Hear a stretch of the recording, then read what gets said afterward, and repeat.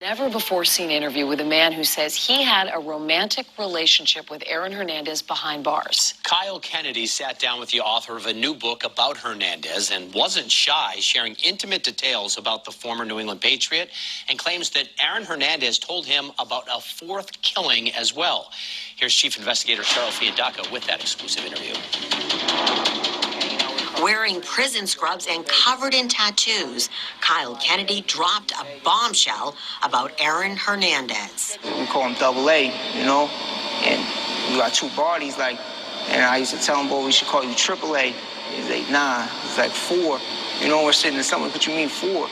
And he's like, I got 4 bodies. Did you believe him? What we were able to establish is a credible lead that suggests that Aaron Hernandez could have been involved in a 4th murder. If Aaron Hernandez killed 4 people, he was a serial killer. Dylan Howard is the author of a new book called Aaron Hernandez's Killing Fields.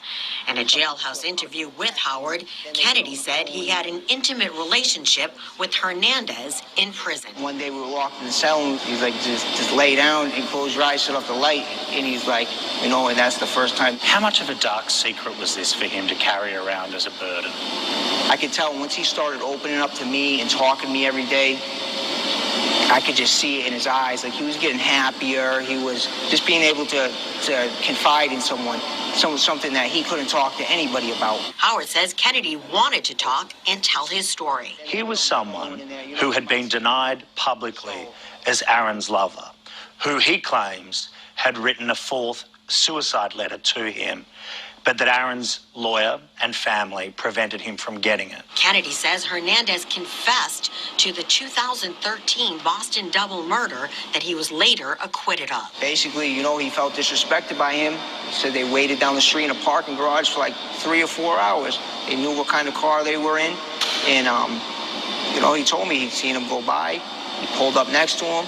You know, he meant to kill the one kid in the passenger seat. He told you in explicit detail how he, in cold blood, murdered 2 people, but he also told you he was prepared to lie before a jury of his peers. Who comes to prison and wants to admit what they did? You know, I've lied on the stand 100 times. Kennedy also claims Hernandez told him why he killed Odin Lloyd. And he would just tell me that was my boy. He's like, he wasn't loyal to me. He didn't, you know, I couldn't trust him. But Kennedy says Hernandez did trust him. The media just makes him look like a monster. You know, he's this kid that had everything going for him, you know, and why did he do this?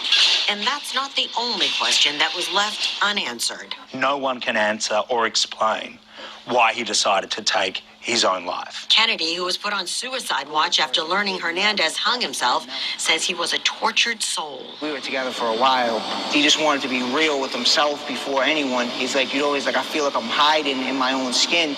He wanted to come out and tell the world. He just didn't know how his family would handle it, and that kid had a big heart. He worried about everyone else. Like, first, you know, worried about what his daughter might think. He had plans on going home. I'm going home soon, you know. Oh, we could be together in the street. What would people say? Would you be able to handle it? That was all new to me. Since this interview, Kennedy has been released from prison, and Howard is now working on a documentary based on his book. Cheryl Fiandaca, WBZ News.